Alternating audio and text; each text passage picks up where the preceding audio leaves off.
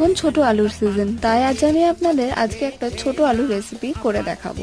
তার জন্য আমি কড়াই কিছুটা পরিমাণে সর্ষের তেল গরম করে এখানে ছোট আলুগুলোকে খোসা ছাড়িয়ে নুন হলুদ দিয়ে উল্টে পাল্টে লাল লাল করে ভেজে নেব। প্রত্যেকটা আলু ভালো করে ভাজা হয়ে গেলে এবার আমরা একটা অন্য পাত্রে আলুগুলোকে তুলে রেখে দেব। এবার কড়াইয়ে যেই তেলটা রয়ে গেছিলো সেই তেলের মধ্যে আমরা দিয়ে দেবো কিছুটা পরিমাণে গোটা গরম মশলা, দিয়ে দেবো একটা তেজপাতা এবং কেটে রাখা পেঁয়াজ। এবারে পেঁয়াজটা ভালো করে আমি ভেজে নেবো, দেবো সামান্য পরিমাণে নুন এবং ভালো করে গোল্ডেন করে ভেজে নেবো। পেঁয়াজটা এভাবে যখন লাল লাল হয়ে যাবে এর মধ্যে দেবো কিছুটা পরিমাণে কাশ্মীরি লঙ্কার গুঁড়ো ও হলুদ গুঁড়ো দিয়ে ভালো করে কিন্তু আবারও পেঁয়াজটাকে কিছু সময় ভেজে নেব। পেঁয়াজটা ভালো করে এখানে ভাজা হয়ে গেলে এর মধ্যে দিয়ে দেবো ধনে পাউডার, জিরে পাউডার দিয়ে আবারও কিন্তু ভালো করে এটাকে মশলাটাকে কষিয়ে নেব। মশলাটা ভালো করে কষানো হয়ে গেলে এখানে আমি একটা পেস্ট দেবো যার মধ্যে আমি রেখেছিলাম